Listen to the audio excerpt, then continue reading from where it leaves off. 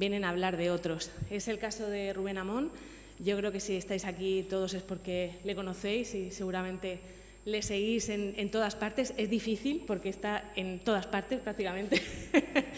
Pero bueno, yo recuerdo de haber empezado a escucharle cuando era corresponsal con Goma Espuma, que nos reíamos mucho escuchándole, y ahora continúa hablando pues, de política en Onda Cero, pero también habla y mucho de cultura en La Cultureta, una cultureta que ya sabéis que por las mañanas comparte con Carlos Alsina y luego se independiza por la noche y hace la gran reserva, ¿no? la cultureta de verdad, la que mola.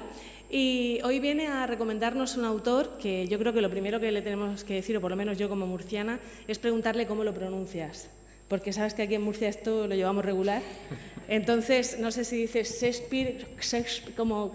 No, lo diré Shakespeare y ya está. Ya está, ¿no? Sí. Vale. Y la otra duda es, bueno, el libro en concreto que nos va a recomendar, o mejor dicho, la obra de teatro, además me recordaba antes que es el Día Mundial del Teatro, es Macbeth, ¿no? ¿Se dice Macbeth? Macbeth. ¿O Macbeth?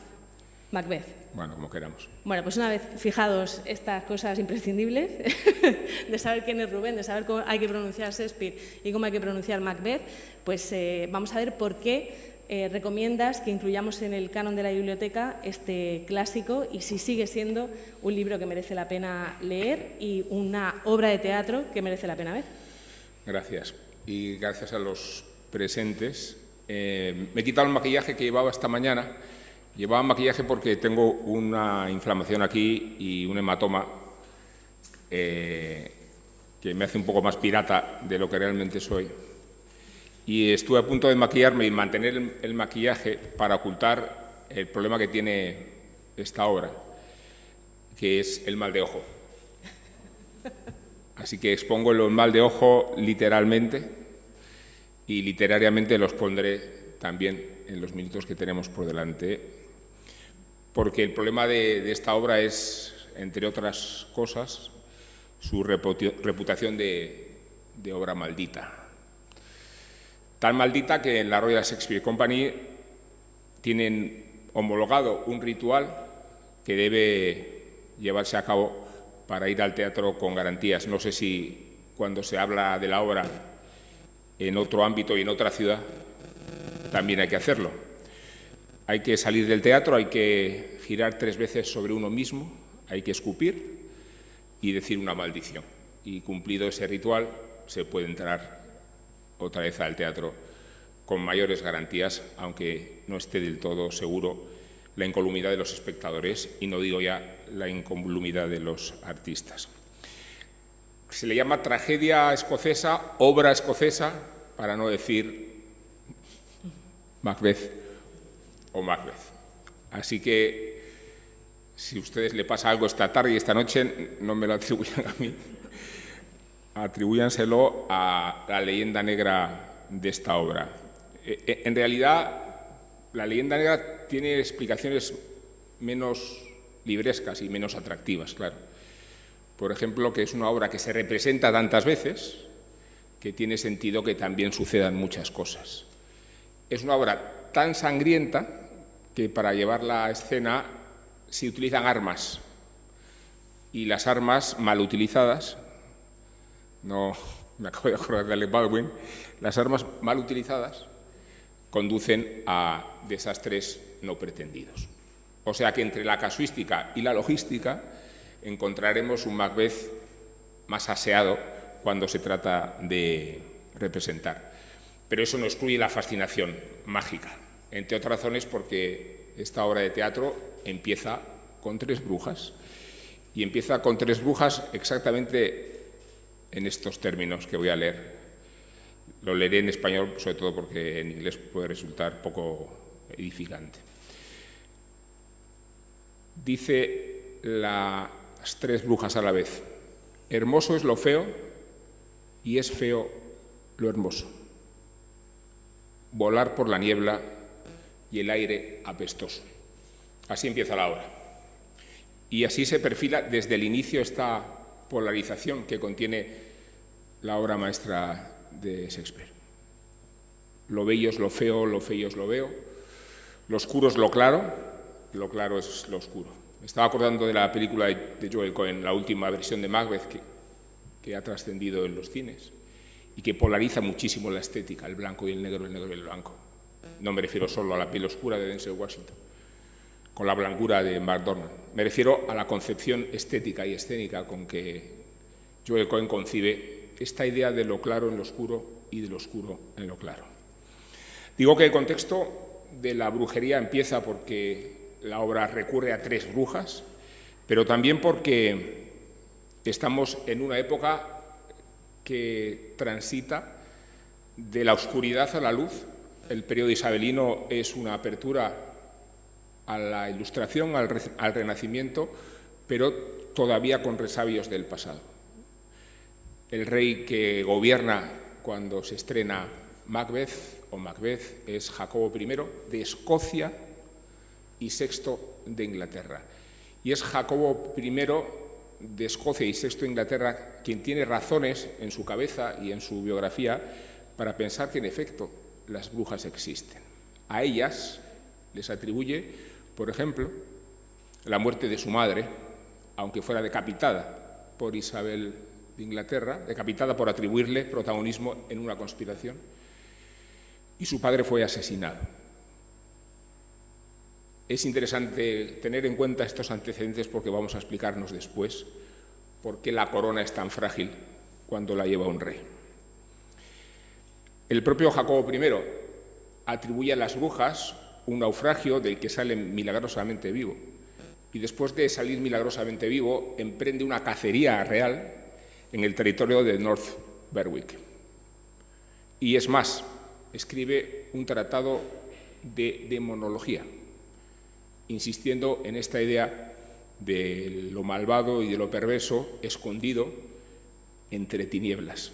Luego Jacobo VI creía en las brujas.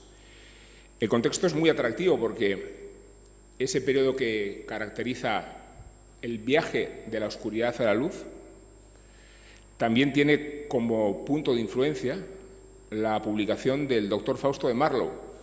Tenemos todos en la cabeza la obra suprema de Goethe, pero los antecedentes ya habían proliferado siglos antes. Y Marlowe escribe en 1604 su versión de Fausto. Y este doctor y esta criatura mefistofélica a la que recurre el doctor y esta forma de mediar con el más allá y con las tinieblas para obtener a cambio de la venta del alma mayor tiempo para vivir y mejor salud. Decía el viaje de la oscuridad a la luz porque la sabiduría en ese periodo isabelino también se observaba con recelos el conocimiento, la ciencia, los hallazgos que aparecieron entonces y desde luego toda la influencia del Renacimiento italiano, que es la mirada que tiene el periodo isabelino como referencia cultural. La lectura de Maquiavelo, la influencia de la familia Medici en Florencia, la luz del Renacimiento y, retrotrayéndose un poco más, la devoción a Séneca. Pesa en la conciencia y la cultura inglesa de entonces el influjo de Italia y conocemos que Shakespeare es uno de los más atraídos por ese mundo. Ahí está Antonio y Cleopatra, entre otras obras que convocan la cultura grecolatina. En 1613, otro escritor, Middleton, publica una obra que inequívocamente se titula La bruja.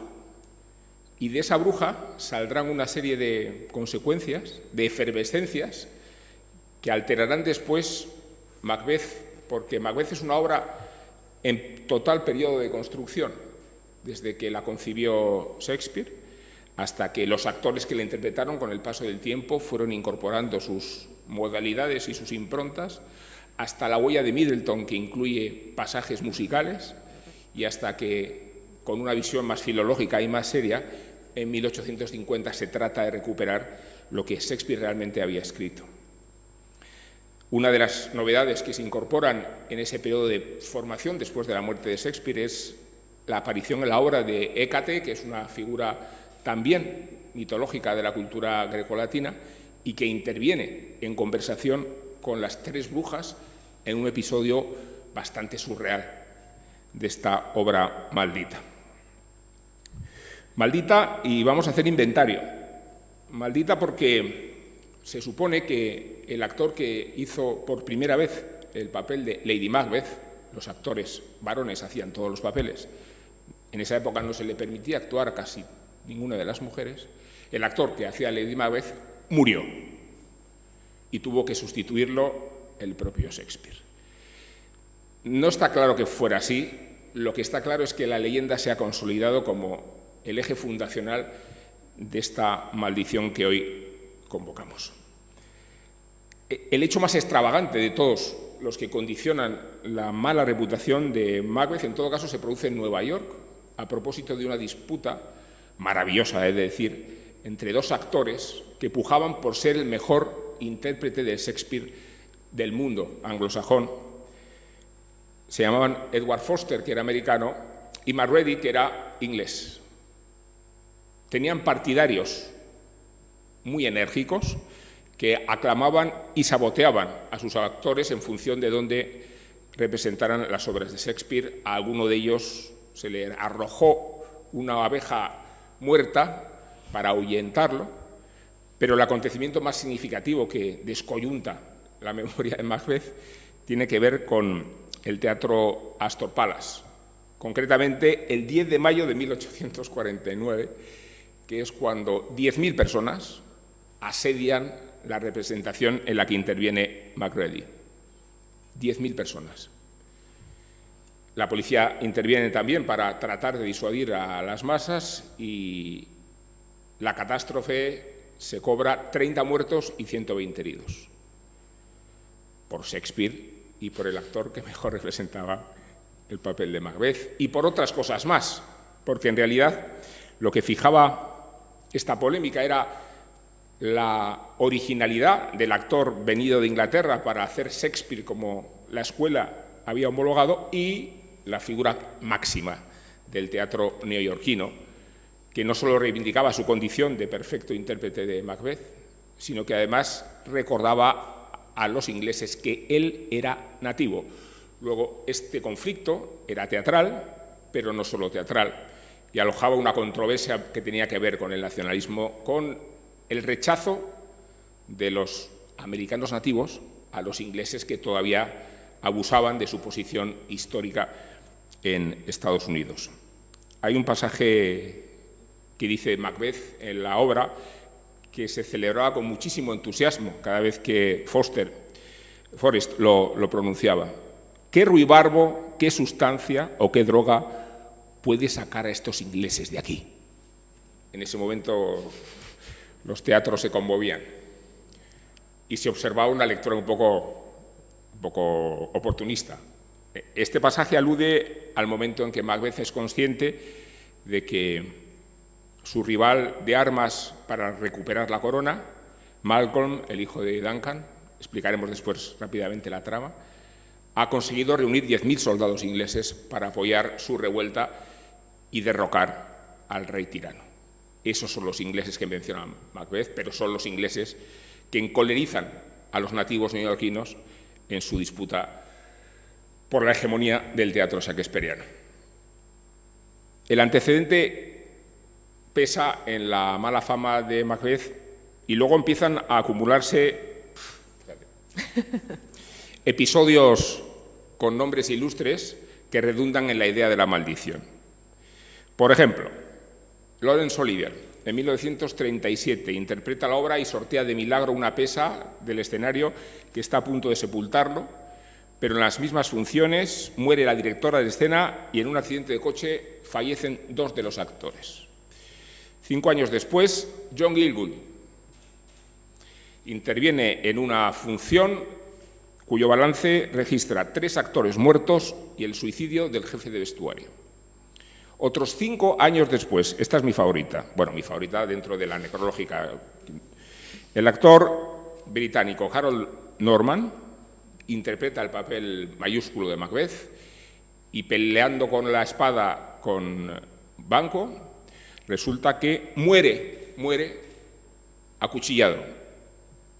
Lo hace 3 días después de la función, pero como resultado de un arma que pretendían haber homologado, pero que demostró tener más filo de la que la logística podía imaginar. En 1964, representándose Macbeth, arde el Teatro Nacional de Lisboa. En 1980, Peter O'Toole trata de recuperar la fama de la ópera de Shakespeare, reúne una compañía a la que se le atribuía vitalidad, la Old Vic, y la función está el desastre que tiene que cerrar el teatro y tiene que cerrar la compañía.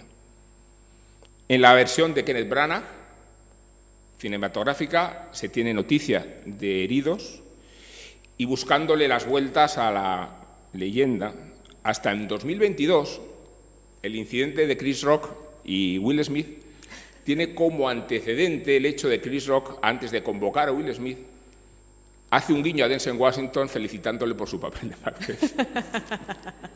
Eso ya es darle un poco de... ¿Tú crees? Un poco. Efectivamente. Si buscamos las vueltas a los antecedentes, si nos recreamos en la logística, si tenemos en cuenta que Macbeth se representa muchísimas veces, podríamos decir que la leyenda no tiene fundamento. Pero el ojo lo tengo como lo tengo. De hecho, hay un episodio pop en Los Simpson que divierte muchísimo, en el que sale Ian McKellen, el actor británico, sale delante del teatro para representar la obra escocesa y se encuentra con la familia Simpson y les previene, por favor, de no mencionar la obra escocesa, así se lo dice, o la tragedia escocesa. Y Homer, que no tiene mucha idea de lo que está hablando Ian McKellen, le dice: ¿te refieres a Macbeth? Y la familia que está reunida en torno a él insiste en llamar Macbeth y se desatan de los cielos unos rayos que carbonizan a Ian McKellen. Está al alcance de ustedes en YouTube, el episodio me parece magnífico. La trama, decíamos. La trama tiene que ver con un periodo medieval, estamos en el siglo XI, de acuerdo con el origen mismo de la historia. La resumo rápidamente. Macbeth es un socio, aliado, guerrero eficaz del rey Duncan de Escocia. Gracias a su contribución se evita y se previene una conspiración. Es premiado con honores, pero regresando del campo de batalla y en compañía de Banquo, se cruzan con 3 brujas. Y las 3 brujas hacen una predicción, una profecía. Les dicen: Macbeth, tú serás rey, Banquo, tú serás padre de reyes. Precisamente por la aparente contradicción de la profecía, los 2 protagonistas no terminan de dar crédito a lo que acaban de escuchar, pero en Macbeth empieza a anidar la idea de que igual las brujas tienen razón e igual la profecía ha de cumplirse. Nada más comentarle el episodio a su esposa, a Lady Macbeth, se produce el momento en que ella misma presiona o induce para que Macbeth haga realidad la profecía y en una noche sangrienta, a puñaladas, Macbeth mata al rey.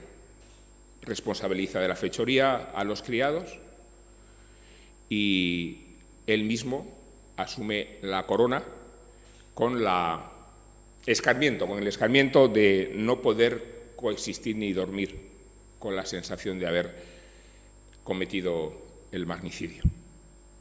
Lady Macbeth persevera en la idea de que hay que seguir adelante. What is done, dice textualmente en el libro. Y trata de aliviar el pavor con que Macbeth empieza a vivir y a gobernar a partir de entonces, viendo y escuchando conspiraciones por todas partes.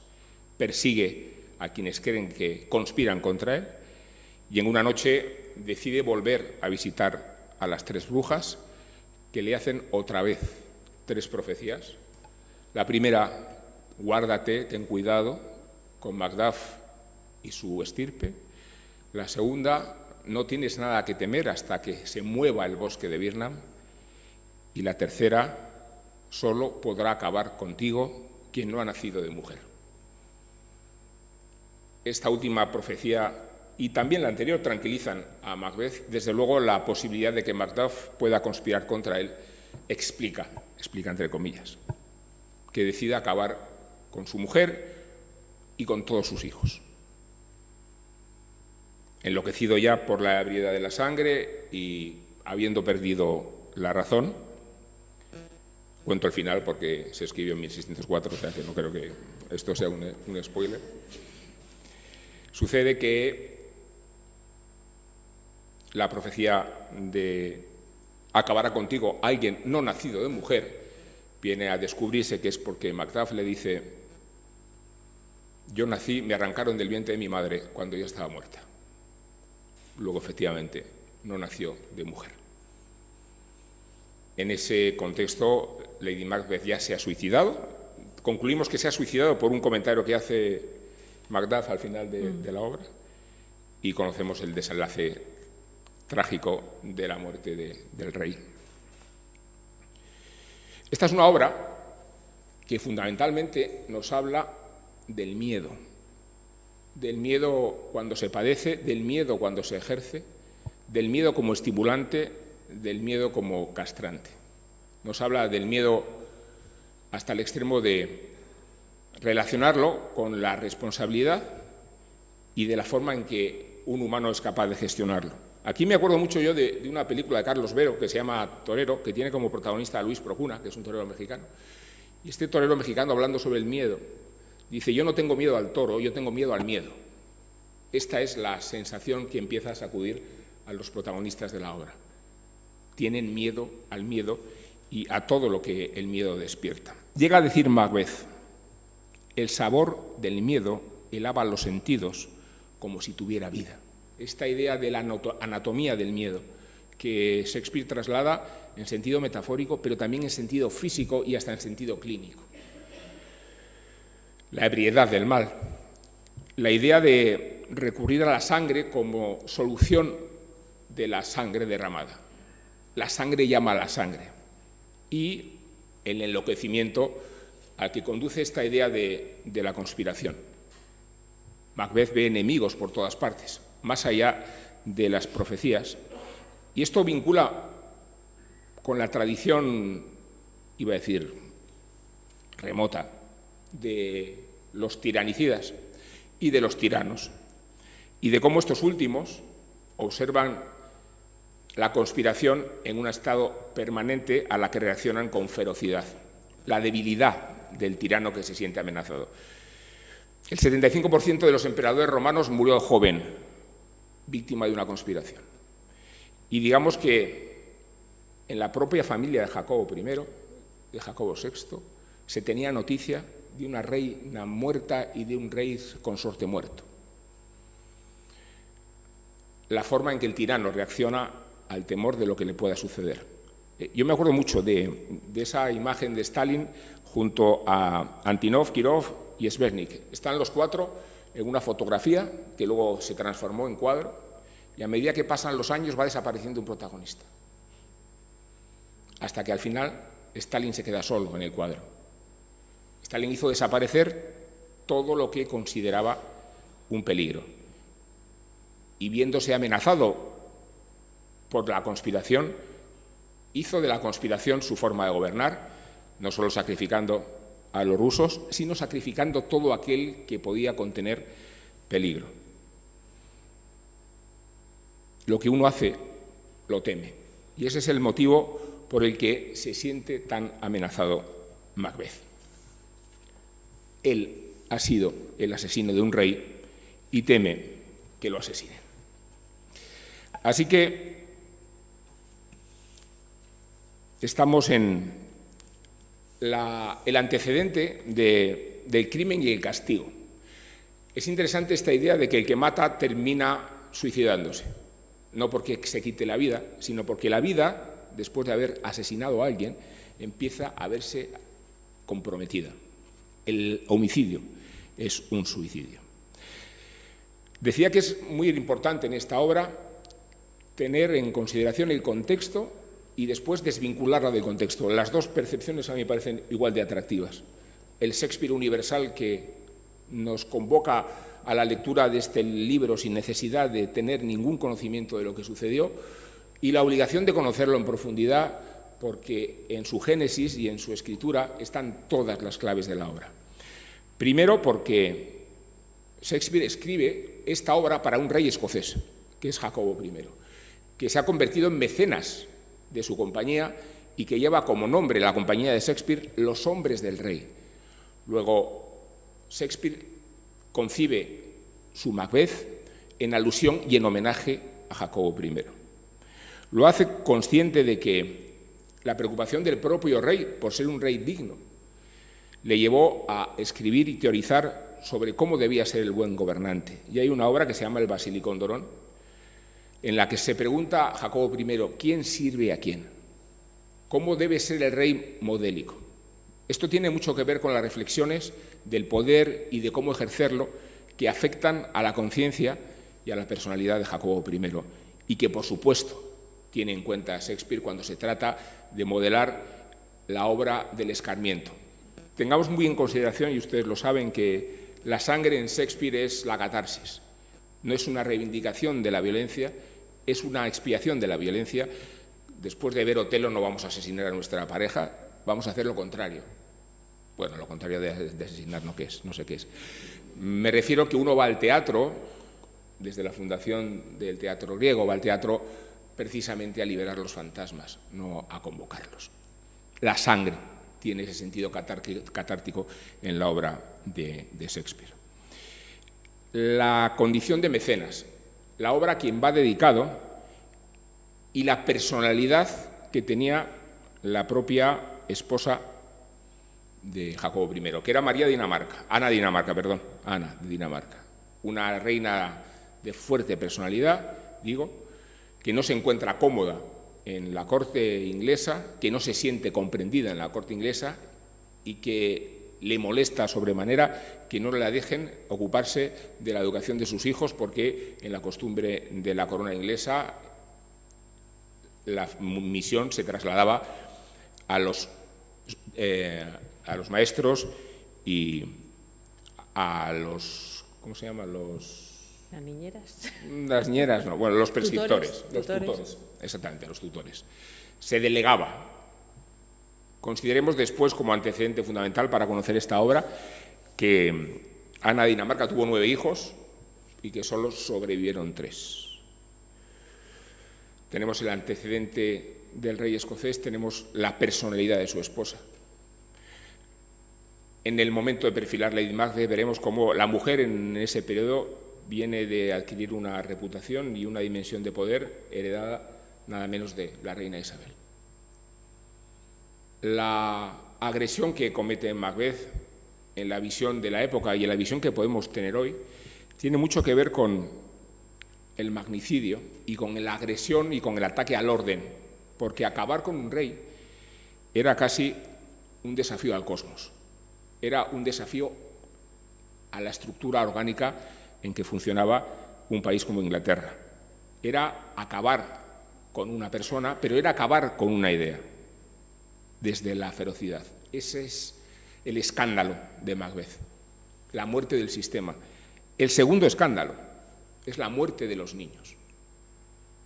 Cuando Macbeth decide acabar con toda la progenie de Macduff, está llevando Shakespeare la obra a un límite extremo, no solo por cuanto nos pueda resultar de conmovedor o de inaceptable el sacrificio de los niños, sino porque el propio Shakespeare ha perdido uno. Él tuvo 3 hijos y el gemelo varón de los que nacieron en segundo término, Hamet, murió con 11 años. Shakespeare conocía lo que era la muerte de un niño, Jacobo I conocía lo que era la muerte de un niño. Luego veremos que Giuseppe Verdi también sabía lo que era la muerte de un hijo.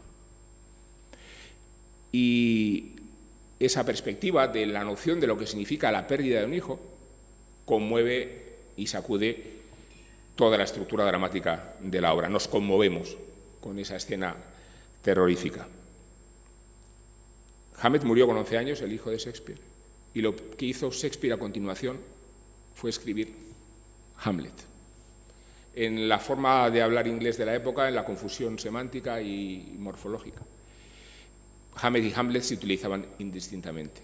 Luego, Hamlet es un homenaje del propio Shakespeare a su hijo. Está en el libro de O'Farrell, que se llama así, Libros del asteroide. Cuenta de forma novelada, esta magnífica escritora, la crónica de la vida de Shakespeare y de su familia, de sus hijos. Digo que noveladamente, pero con arreglo a los hechos históricos que tiene sentido comentar aquí. En la descripción de la pareja, estamos con Lady Macbeth y Macbeth,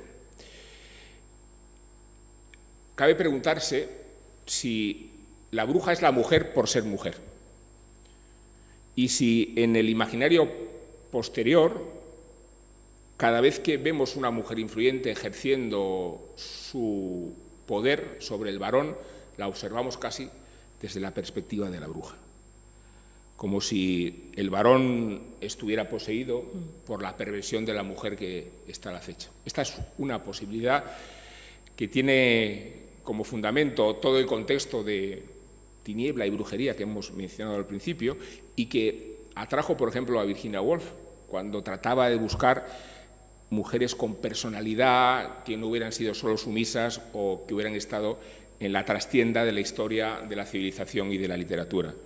Se acuerda de Medea, se acuerda de Berenice, se acuerda hasta de Lucrecia. Esas mujeres de personalidad con fines trágicos.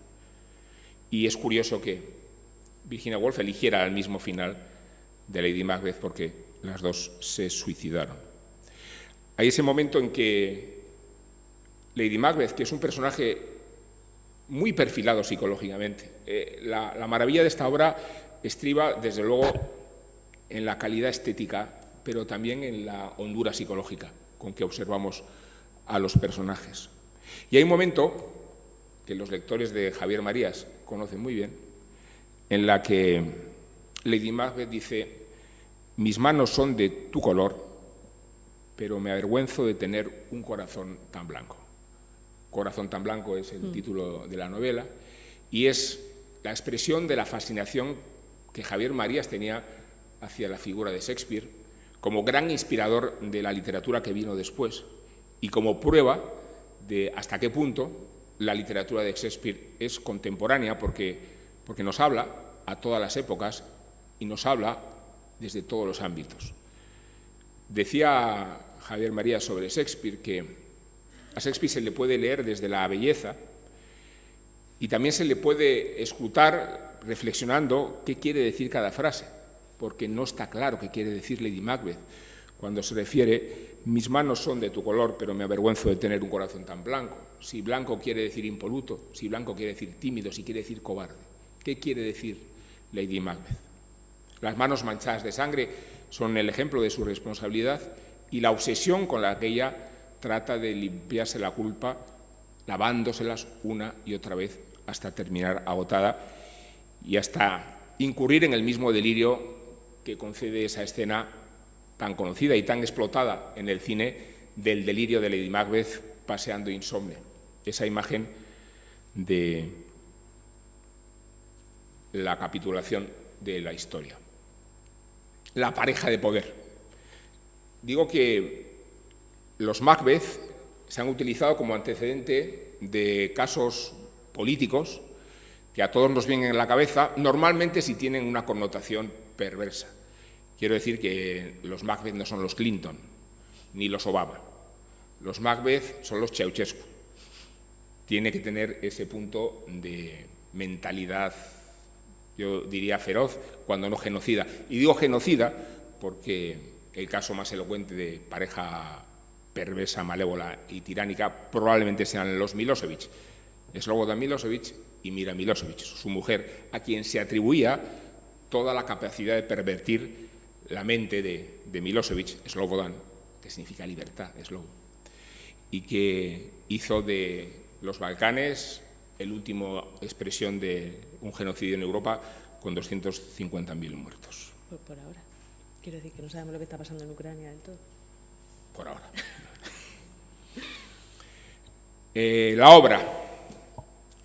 La obra, vista desde un punto de vista más técnico, Forma parte del primer folio, que es la manera en que Shakespeare consigue pasar a la posteridad, gracias a que dos amigos suyos involucrados en la vida cultural de Londres, John Hemingway y Henry Condell, reúnen y homologan 36 títulos del repertorio de Shakespeare. En la biografía de Bill Bryson que hace sobre Shakespeare, que es muy amena, nos cuenta que más del 80% de las obras que se estrenaron en aquella época han desaparecido, que no se sabe dónde están, que se malograban según se estrenaban, y que a Shakespeare le podía haber correspondido la misma suerte si no hubiera tenido esos dos aliados póstumos, porque el primer folio, el compendio de las obras de Shakespeare que hoy conocemos, se salva gracias a la implicación de estos dos aliados. Se publica en 1623 este canon y se fija las atribuciones porque muchas de las obras tuvieron que desestimarse porque la mano de Shakespeare estaba y otras veces no. Se publica, digo, esta obra cuando Macbeth, cuando Shakespeare ya ha escrito Tito Andrónico, Romeo y Julieta, Hamlet, Otelo y El Rey Lear, lo cual quiere decir que llega en la madurez y en la plenitud de Shakespeare, a quien le quedan por escribir Antonio y Cleopatra y La Tempestad, por citar obras fundamentales que también forman parte del primer folio, que es una obra de 5 actos y que tiene como prodigio el sentido del ritmo. Por eso la obra en realidad es intraducible por muchos esfuerzos que se hayan hecho. La obra no se puede traducir porque Shakespeare juega primero con la aliteración del idioma, juega con los falsos amigos y juega con las equivalencias fonéticas. En aquella época el miedo y lo hermoso se pronunciaba de la misma forma, fair y fair. No había distinción. Luego Shakespeare apunta a la confusión de los términos fonéticos para perseverar en la idea de las brujas. Lo feo es lo hermoso es lo feo. De hecho, si lo leemos en inglés, aquí está la frase. Dicen las brujas, fair is foul and foul is fair. ¿Cómo traducimos esto al castellano? Hermoso es lo feo y lo feo es hermoso. Pues pierde toda su connotación fonética, que está presente con una precisión y con un escrúpulo del que no se puede despojar a Shakespeare.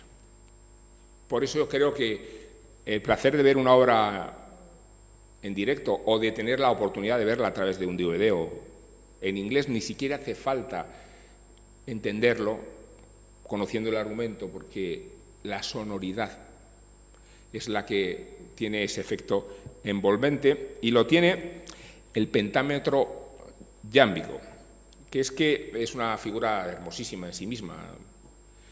Alude a la forma en que se concibe el verso, considerando que es un verso sin rima, que es un verso blanco. La revolución del teatro en esa época tiene mucho que ver con la ruptura de los corsés, de la rima, que para los autores de entonces atenazaba la libertad. Y encuentra Shakespeare este modelo de elaboración que funciona simplemente como un latido. El pentámetro yámbico alude a 5 reuniones de 2 vocales, de dos sílabas, que funcionan como el latido de un corazón, diríamos ta-ta, ta-ta, ta-ta, ta-ta, ta-ta. Eso es un pentámetro yámbico. Y lo utiliza Shakespeare cada vez que tiene que ensalzar una voz noble, cada vez que interviene Macbeth o casi siempre que interviene. Las brujas no hablan con el pentámetro yámbico. Un ejemplo está en esta escena que les voy a contar del primer acto. Dice Macbeth, "So full and fair a day I have not seen". Dicho así, claro, parezco una autómata, pero liberado del automatismo y del aspecto maquinoso que mi ausencia de dotes para el teatro expresa, era para enfatizar de qué forma funciona el ritmo. So full and fair a day I have not seen. Traducido al español. Día tan malo y tan hermoso nunca he visto. Se despoja de toda la pretensión rítmica, interior, fonética, con que Shakespeare escribe esta obra. El pentámetro yámbico, mientras que las brujas hablan con el tetrámetro, como si dándoles otro ritmo y otra fluctuación también se las pretendiera diferenciar. Si ven la obra en la versión esta, que yo os la recomiendo, es la edición bilingüe de Agustín García Calvo, porque está en inglés y en español, y porque se puede disfrutar y también se puede apreciar el esfuerzo con que los traductores hacen una labor imposible. Sucede con la poesía, sucede con la literatura estética y sucede con Shakespeare de forma elocuente. Es una obra, al ser de teatro, no tiene ni narrador ni voz omnisciente, pero sí tiene recursos con los que Shakespeare se vale para trasladar un estado de ánimo y una psicología. Sí tiene, desde luego, la aportación fundamental del soliloquio, del monólogo. El monólogo de Macbeth prolifera durante la obra y también los de su esposa. La literación, decía, y sobre todo una virtud que tiene que ver con el misterio de la obra, que es todo su sentido metafórico. A eso se refería también Javier Marías cuando hablaba de cómo escrutar a Shakespeare. ¿Qué está queriendo decir? Y les pongo un ejemplo de Shakespeare en el tercer acto, a propósito de Macbeth. Dice: sus virtudes reclamarán como ángeles de trompetera lengua condena en firme de su desaparición, y piedad, como un desnudo crío recién nacido a lomos de la tromba, o querubín celeste, cabalgando en las ciegas postas de los aires, hará estallar la horrenda acción en todo ojo. Vaya. Tanto que el llanto anegue el viento. Ven, cegadora noche, véndale el tierno ojo al compasivo día, y con tu invisible ensangrentada mano borra y desgarra en tiras este poderoso lazo que me viene pálido. La luz se espesa, el cuervo da vuelo al gaznate bosque, y a los bienes del día a declinar y adormecerse empiezan, mientras los agentes negros de la noche bullen. Hace falta una exégesis, hace falta dedicarle mucho tiempo a cada pasaje de la obra para intentar escrutarla. Y esta es otra virtud, y por eso la obra interpela a todos los tiempos y a todas las sensibilidades, porque esta obra es un misterio. Y por eso las voces sobrenaturales se añaden al misterio.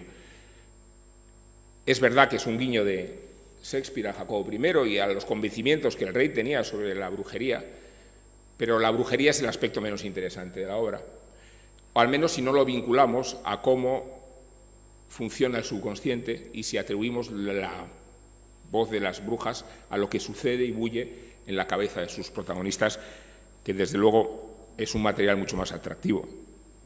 Esta idea del cuento de terror, del cuento gótico, o la fórmula expresionista que encontró Orson Welles en su versión cinematográfica, son alternativas atractivas, pero creo que tienen que ver poco con la esencia de la obra y con los antecedentes históricos que el propio Shakespeare utilizó, inspirándose en unas crónicas escocesas de un escritor que se llamaba Raphael Holinshed, de 1587, que podemos considerar como el fundamento de la obra misma. La fuente a la que Shakespeare recurre, que desde luego después entremezcla con toda la coyuntura histórica y cultural de la época en la que vive. La naturaleza de la obra y su universalidad, decía que se ha traducido en una decena o docena de películas. Mencionaba antes la de Orson Welles porque seguro que la tienen presente en esa concepción expresionista y porque está rodeada de factores que la hacen muy atractiva. Por ejemplo, que se rodó en 3 semanas, por ejemplo, que tuvo un presupuesto de $700.000, por ejemplo, que Orson Welles, para convencer a los productores, dijo que todo lo que excediera a los $700.000 correría a cargo de su bolsillo, lo que no sucedió, como podíamos esperar. Por ejemplo, que fue un fracaso, tanto cuando se trató de dar a conocer en el Festival de Cannes, Orson Welles la quiso retirar en la edición del 1948, como cuando se repuso después con todo el material que Orson Welles había previsto. Ha tenido que pasar mucho tiempo para que esa obra se considere digna de la mano y de la inteligencia teatral de Orson Welles, que fue un gigantesco actor shakespeariano, que hizo, como saben, su versión particular de Falstaff, que hizo de Otelo y que, por supuesto, hizo de Macbeth. Y lo hizo después de haber concebido en un teatro la versión haitiana, llevada al siglo XIX y relacionando las escenas de las brujas con el vudú de Haití en el siglo XIX, encontrando un punto de apoyo que viene a reflejar desde qué ópticas y desde cuántas ópticas se puede llegar a esta obra maestra.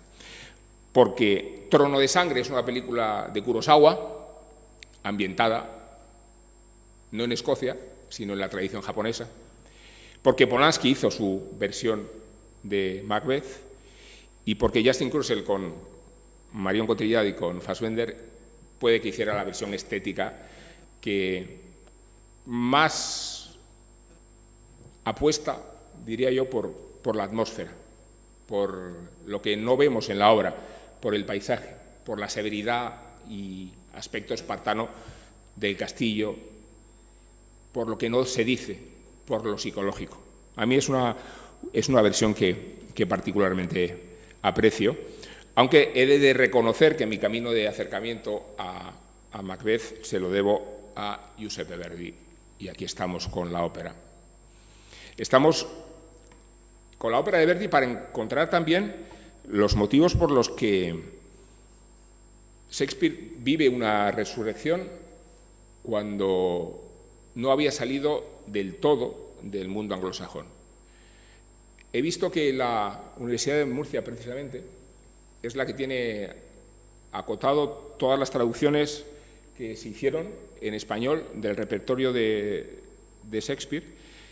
Resulta que el primer Hamlet se traduce en 1772, casi 200 años después, por iniciativa de Ramón de la Cruz e inspirándose en la traducción francesa. Esto sucedió mucho en España, también en el siglo XX.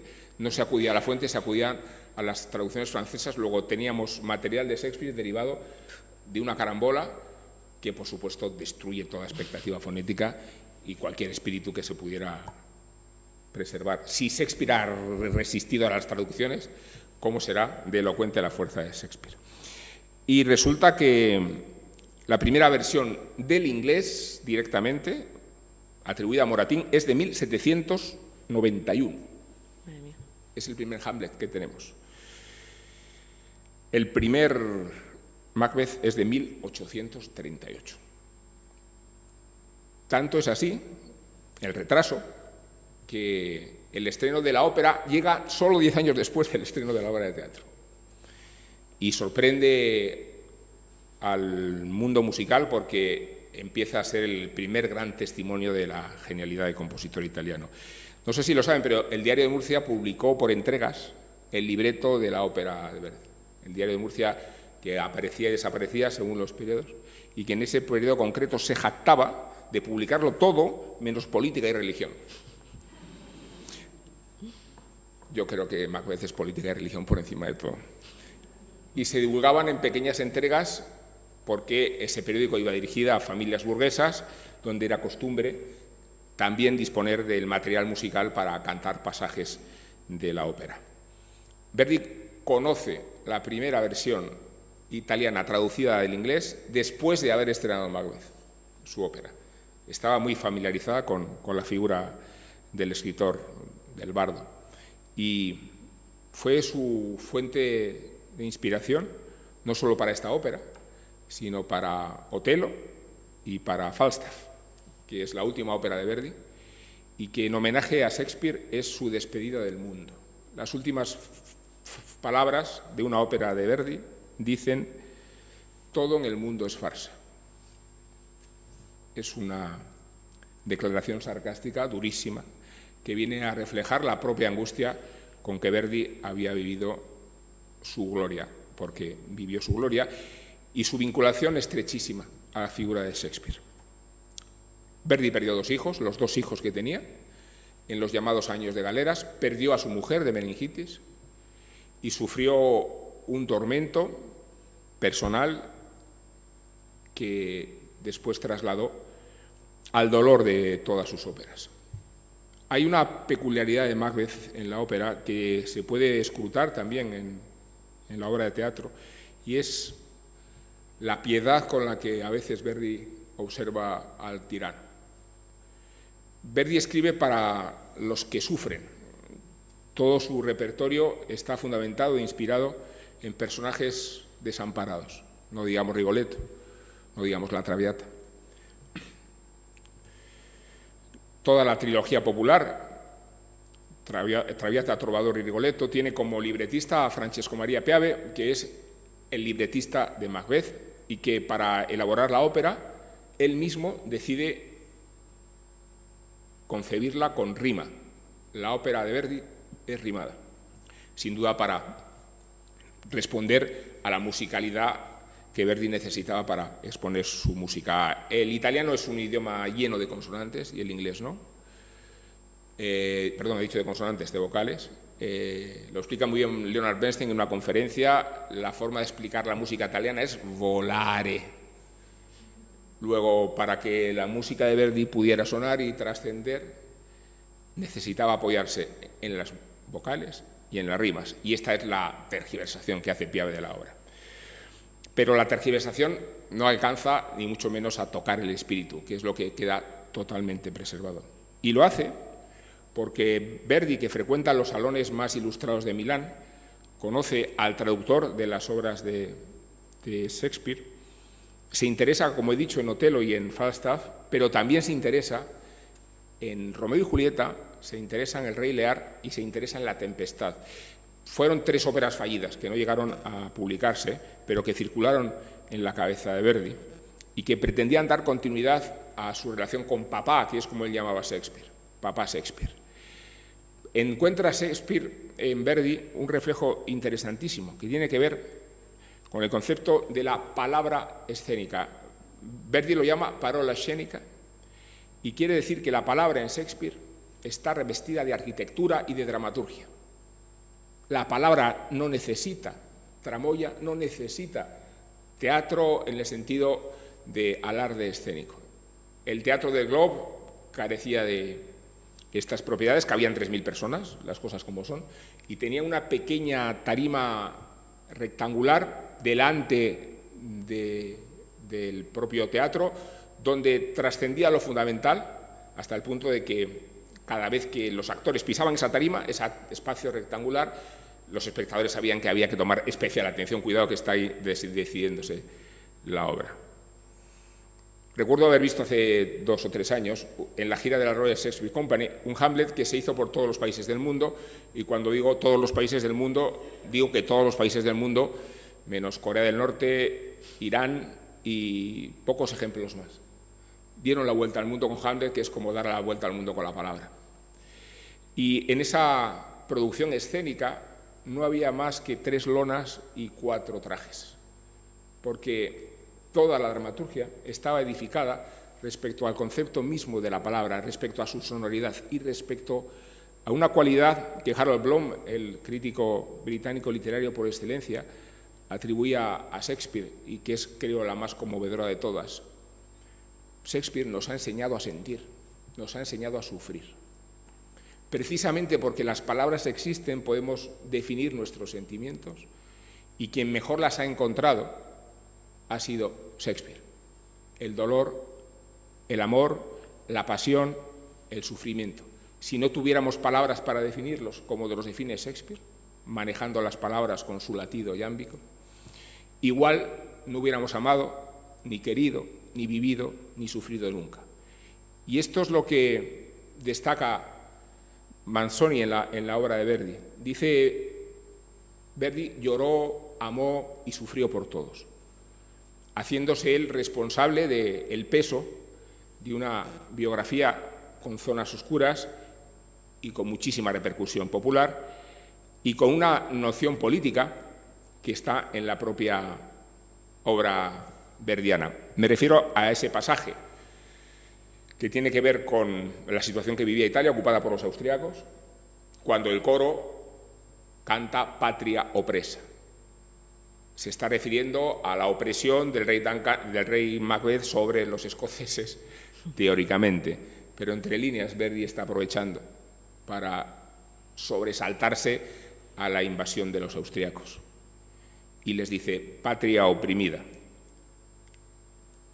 te has convertido en un sepulcro, no eres digno del nombre de amarte madre. Esta es la forma en que el público italiano, como había sucedido con otras óperas patrióticas, se desquitaba de la censura y de la invasión de los invasores. Voy a contarles, para terminar, la primera vez que vi Macbeth, que fue en el Festival de Salzburgo. No me refiero a la ópera, me refiero a la obra de teatro. Y fue una producción de Calixto Vieito, que como tal podrán presuponer que tenía todo su carácter incendiario. La obra transcurría en nuestro tiempo y transcurría en el seno de un grupo, de una familia mafiosa. Luego, la originalidad del montaje no era tanto, porque ya hubo una película que se llamaba Men of Respect, Hombres de Respeto, que protagonizó John Turturro y que convertía a John Turturro en el aspirante a favorito del jefe mafioso, que era Rod Steiger, y que, no habiendo obtenido la bendición de Rod Steiger, del capo mafioso, decide asesinarlo, y precipitando a partir de ese momento, una orgía de sangre, que es lo que contiene la obra misma. Lo que hizo Calixto Vieito es inspirarse en esta idea cinematográfica para concebir la obra en las paredes de un espacio endogámico y claustrofóbico, donde se reproduce la idea de la brutalidad, el conflicto con la civilización y también la truculencia, hasta el extremo de que hubo público que se marchó de la sala. Esto siempre es a beneficio del dramaturgo. Y la escena en la que Macbeth mata a Duncan lo hace con el cable del teléfono, cuando había teléfonos. La obra de Shakespeare nos llega, decía antes, en la madurez, y creo que si tuviéramos que elegir un pasaje que define la obra misma, y con el que me puedo despedir, porque despedirse uno leyendo a Shakespeare garantiza una ovación, tiene mucho que ver con toda la consideración existencial que Shakespeare ha adquirido después de haber reflexionado sobre lo que somos. Cuando digo que esta obra es posterior a Hamlet, quiere decir que tiene mucho que ver con las consideraciones filosóficas del príncipe. Y tiene mucho que ver con una concepción del mundo nihilista, porque Macbeth dice: la reina mi señora ha muerto. Y responde él: debería haber muerto más tarde. Habría habido entonces un tiempo para la palabra como esa. Mañana y mañana y mañana avanza, escurriéndose a pasitos día a día, hasta la sílaba final del tiempo computado. Y todos nuestros ayeres han alumbrado necios el camino de la polvorienta muerte. Fuera, fuera, breve candelilla. Aquí estamos, dice. No es la vida más que una andante sombra, un pobre actor que se pavonea y se retuerce sobre la escena su hora, y luego ya nada más de él se oye. Es un cuento contado por un idiota, todo estruendo y furia y sin ningún sentido. Muchas gracias.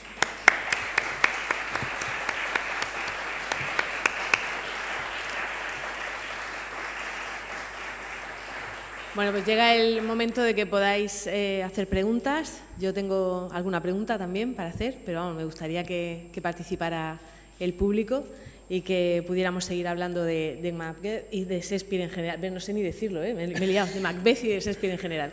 Bueno, yo quería preguntarte lo que es como obra de teatro. Tengo entendido que, por ejemplo, Hamlet es la versión original, es como de 7 horas o de 5 horas, en fin, y me parece que Macbeth sí es mucho más representable ya desde el origen. ¿Por qué esa diferencia entre es verdad que Macbeth es la tragedia más breve, comparada con Hamlet, comparada con el Rey Lear, y es la más sucinta y la más intensa. Es una etapa diferente a las anteriores, que decía antes, tiene como cualidad no tanto lo que hablan, sino la descripción psicológica de los personajes. Y es verdad que con el tiempo se fueron incorporando novedades. Contaba la idea de que Middleton, cuando escribe La bruja, trata de apropiarse de la autoría de Macbeth y introduce novedades que dieron lugar a que la propia obra se viviera años después de la muerte de Shakespeare como si fuera un musical.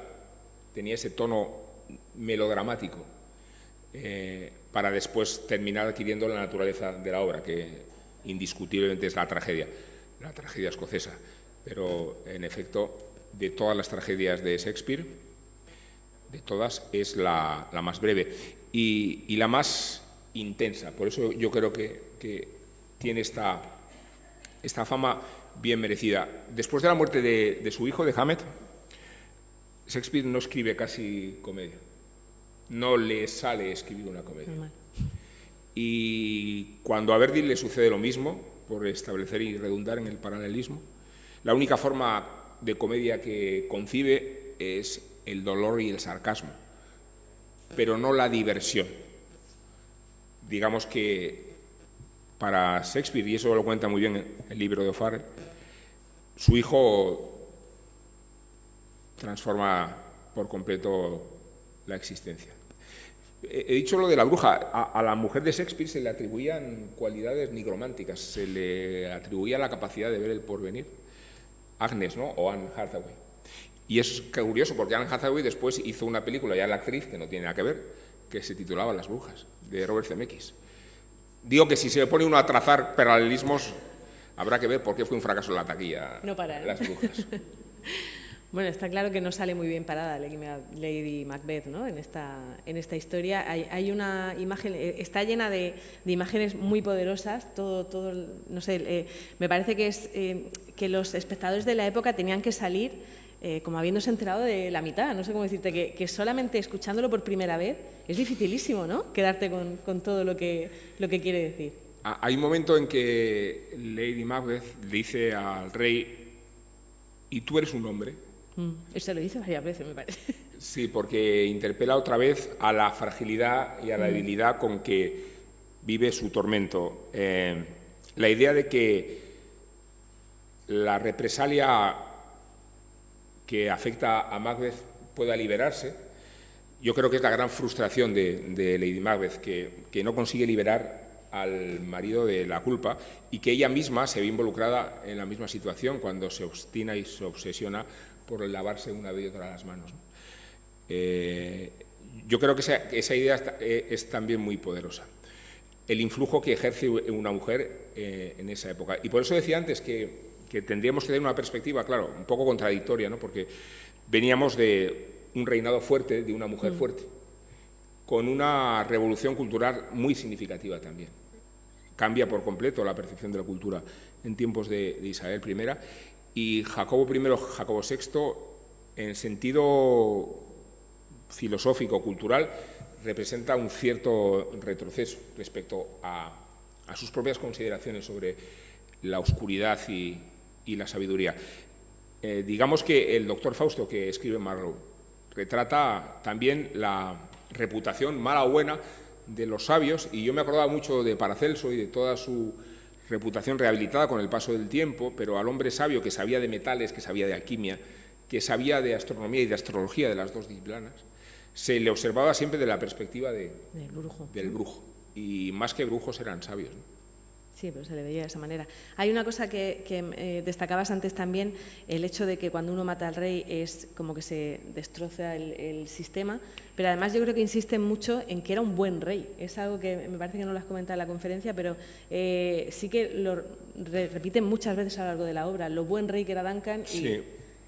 Decía que en la conferencia que la influencia de Jacobo I y su percepción de la monarquía desde el ejercicio de la responsabilidad es lo que convierte a Duncan en una analogía, casi un automatismo respecto a un rey y otro. Por eso tenía escrito Jacobo I tanto material sobre el buen gobierno, Y por eso lo que hace Shakespeare en la obra es establecer un paralelismo entre Jacobo I y Duncan, en la honestidad, en el buen gobierno. Si Duncan existió, se supone que gobernó 10 años más después de la forma en que Macbeth le ayuda a liberarse de la conspiración que afecta. Claro, aquí hablar de historia, empezando por una obra que empieza con brujas, no tiene demasiado sentido. Pero sí que hay referencias históricas y, sobre todo, hay un escrúpulo por definir en qué debe consistir el buen gobierno del buen rey.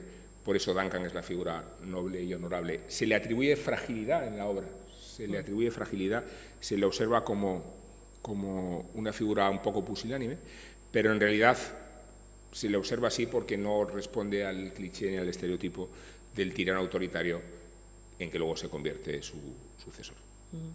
¿Alguna pregunta a vosotros? Según yo, ¿eh? Yo quería preguntarte también en torno a Shakespeare. Has hablado antes de la resurrección. ¿Llegó casi a desaparecer el recuerdo de Shakespeare o no?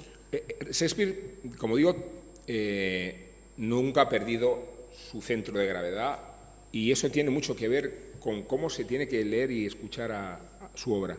Tiene mucho que ver con la salvación del primer folio, que ese es un acontecimiento cultural del que yo creo que hay que tener una enorme conciencia, porque lo normal es que hubiera desaparecido la mayor obra de Shakespeare, Macbeth y Hamlet incluidos. O sea, que no tenía demasiado sentido en la forma de concebirse el teatro de entonces que las obras sobrevivieran después de publicadas, y que sin el empeño de estos dos amigos en 1623 hubiera habido la posibilidad de prosperar. Y se devoraban continuamente, o sea, continuamente había que producir obras, ¿no? Y no se reponía a un mucho. ritmo industrial.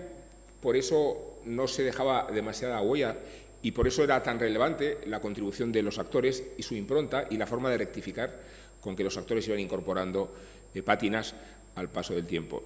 Fuera del ámbito anglosajón, y dado por hecho que en Estados Unidos la obra de Shakespeare tuvo una difusión extraordinaria en el siglo XIX, a Shakespeare le benefician dos fenómenos igualmente representativos. Uno es el neoclasicismo, y es el hallazgo de lo italiano, que no solo proviene de la pasión inglesa hacia la Toscana, que está muy bien retratada, por cierto, en una película de Cefirelli, las inglesas y algo así. Tiene que ver con los hallazgos arqueológicos que desempolvan una civilización, no digamos cuando aparece Pompeya y Herculano. Y al haber escrito Shakespeare en la clave de la noción grecolatina, Troilo y Crésida, Antonio y Cleopatra, haber hecho también el poema de Lucrecia, ese soneto, ¿no? Pues se exhuma todo lo relacionado con lo italiano, lo italianizante y lo grecolatino. Ese es uno de los puntos de resurrección. El otro punto de resurrección capital es el romanticismo. Es encontrar en Shakespeare, y por tanto en Verdi, por eso el paralelismo es perfecto, la noción de las pasiones humanas, la noción del poder, del dolor, del sufrimiento, del amor desbocado, de la desgracia, de la tragedia. El ideal romántico conecta con el dolor de Shakespeare. Y yo creo que el canal inverosímil e impresionante es la música de Verdi. Hay otra cosa en el protagonista que me llama la atención. Tú hablabas del miedo, y es verdad que se menciona muchísimo el miedo, pero hay un momento cuando ve por segunda vez a las brujas y le hacen esa profecía que él cree que es imposible que le pase, ¿no? Esas dos cosas, que da la sensación de que ya es, o sea, ya le da igual, es como que ya es inmortal, ya se cree una persona a la que nadie puede hacerle daño, y se conduce de esa manera. No sé si es algo que le pasa a los gobernantes, que se emborrachan de poder todos, o si solo pasa por la profecía de las brujas. El síndrome de la Moncloa se llama, ¿no? Es verdad que está bastante acusado y que ha caracterizado el exceso de tiempo de los gobernantes, ¿no? Por eso cuando se habla de 2 legislaturas, qué prosaico queda esto, me digo seguir hablando de esto. No, retiro el comentario de 2 legislaturas. Fíjate, yo creo que Macbeth escucha exactamente lo que quiere oír. Y ya se ocupa él de perfilar las profecías y de hacerlas cuanto más remotas, mejor, ¿no? Porque siendo una profecía concreta que Macduff y su estirpe van a ser su gran amenaza, y terminan siéndolo. Las otras dos forman parte del espacio de tranquilidad. El bosque de Birnam, ¿cómo se mueve? Pues se mueve, en algunas obras de teatro se observa, y en algunas películas, es el avance de las tropas inglesas protegidas, cubiertas con las ramas de los árboles del bosque. Así se mueve el bosque de Birnam, que es una imagen muy bonita. Chulísima. Y la otra garantía sobrenatural es que solo puede acabar con él alguien no nacido de mujer, y en ese caso cuando él se enfrenta a Macduff en el último duelo, hasta que Macduff no le revela que él nació arrancado del vientre de su madre cuando había muerto, no tiene noción Macbeth de lo que le va a suceder, y en ese momento capitula y se entrega. Es un momento de mucha belleza. La parte de las brujas es muy difícil de trasladar.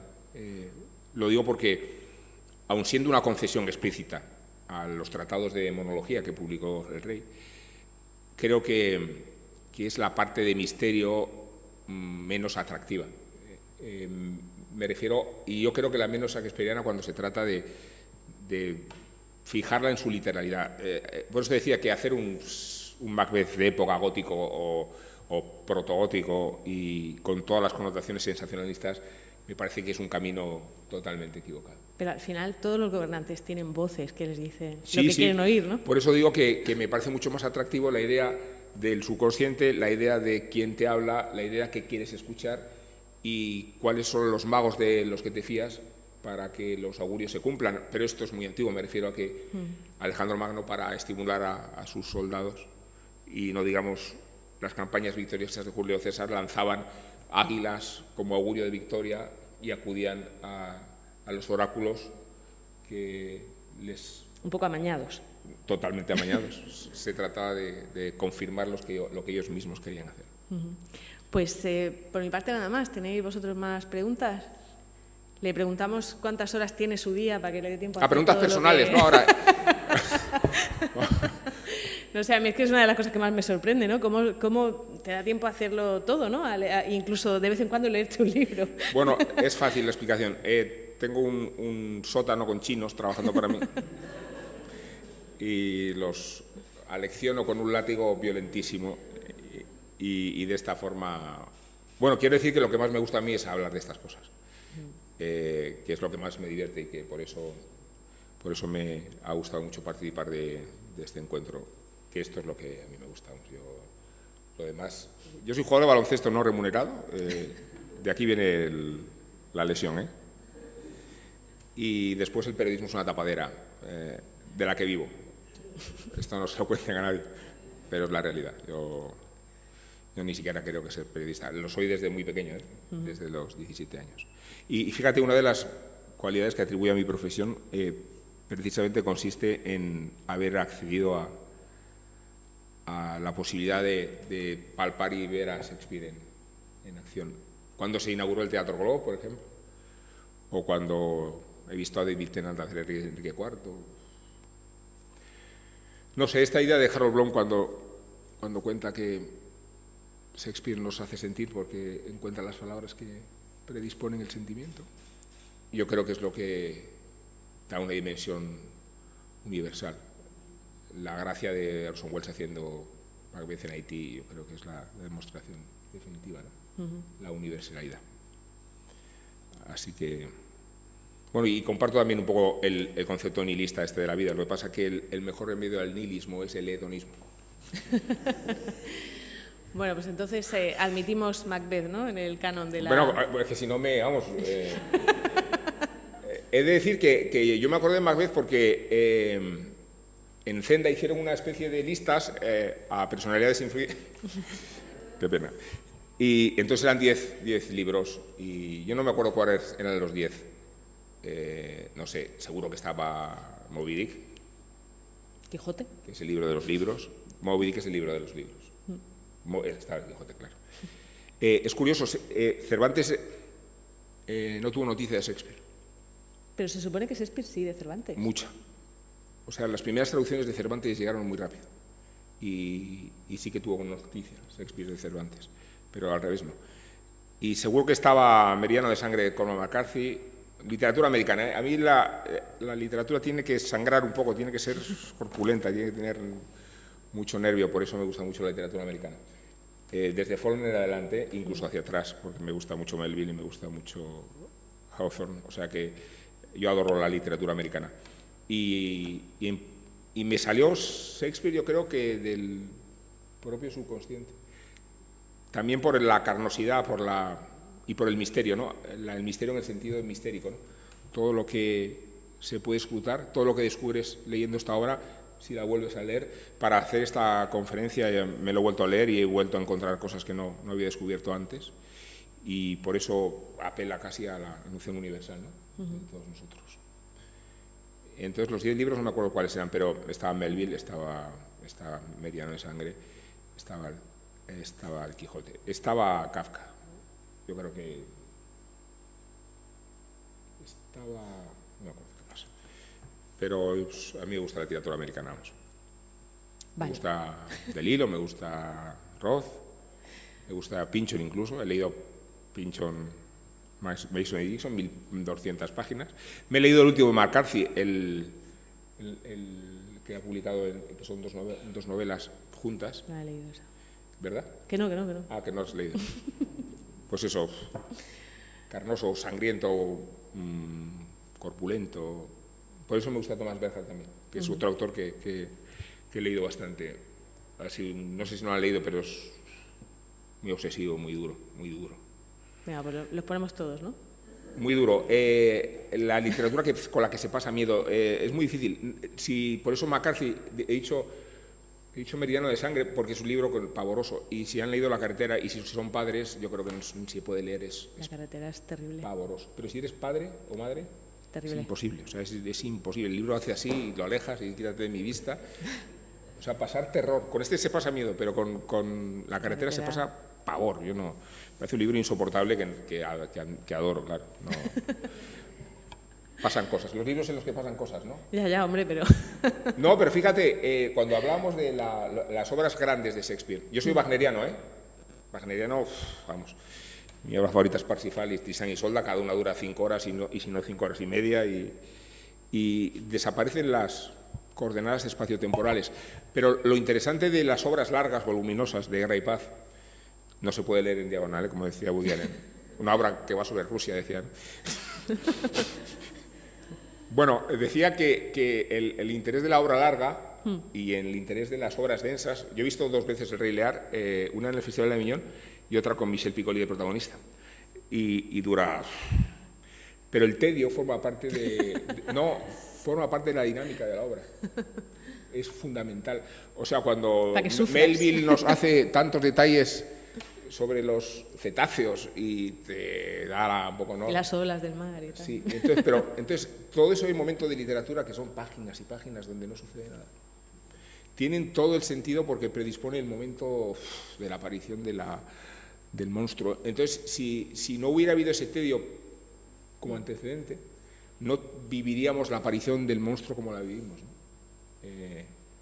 Por eso me gusta tanto Moby Dick, porque pasa de la calma chicha a la tormenta y una es la expresión de la otra. Esta idea es maravillosa, de la oscuridad en la luz y de la luz en la oscuridad. Otra de mis óperas favoritas que es Don Giovanni de Mozart, que tiene ese lado metafísico muy difícil de exponer, porque el comendador viene de más allá, no tiene mucho sentido cómo articularlo eso teatralmente. Pues el protagonista, en una de sus fechorías nocturnas, dice: qué bella noche es más clara que el día. Esto es muy bonito. No, la oscuridad en la luz, lo feo y lo hermoso. Las brujas que abren esta obra, pues si las brujas dicen que lo feo es hermoso y lo hermoso es lo feo, muy de esta obra. Ahora hay que creérselo. Muy buena, ahora es muy buena. Hay versiones de DVD extraordinarias de la Royal Shakespeare Company, que particularmente la de Ian McKellen, no me refiero a los Simpsons, que se pueden ver así, porque solo escuchar declamar, de verdad, el tatá es el ritmo, el tambor ese que va ahí dentro del latido. Sí, aunque no entiendas, yo no sé si los ingleses lo entienden. No necesariamente, sobre todo si fíjate, uno de los problemas que tuvo la versión de Orson Welles fue que él se inspiró en la forma de hablar escocés, más o menos reconstruyendo los hábitos de la época, que no es sencillo, y perfiló muchísimo el acento escocés. Entonces todo era hermético, y que sea hermético yo creo que contribuye todavía más a la idea del misterio, ¿no? El misterio de lo hermético. Dentro de que es enormemente bello, por eso a mí me gustan mucho las reflexiones y los ensayos que tiene Javier María sobre Shakespeare, que él ha traducido, él es de la cultura anglosajona, él fue profesor en Oxford, ¿no? Pues él viene de ese tronco anglosajón, un erudito, un traductor. De lo que le ocurre a la música de Mozart, ¿no? Esta idea de que Shakespeare te habla a tu ámbito de comprensión y de entendimiento y de sensibilidad, tengas los años que tengas la edad que tengas, porque a veces se sofistica cuando te has sofisticado tú, y si tienes una visión adolescente va a tu ámbito adolescente. Con lo básico, ¿no? Pues ya, ¿no?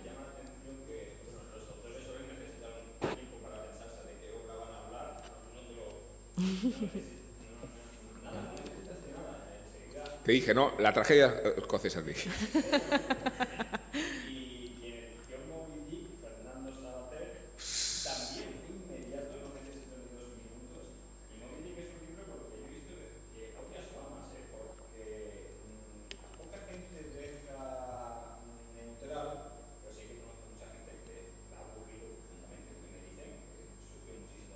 Sí.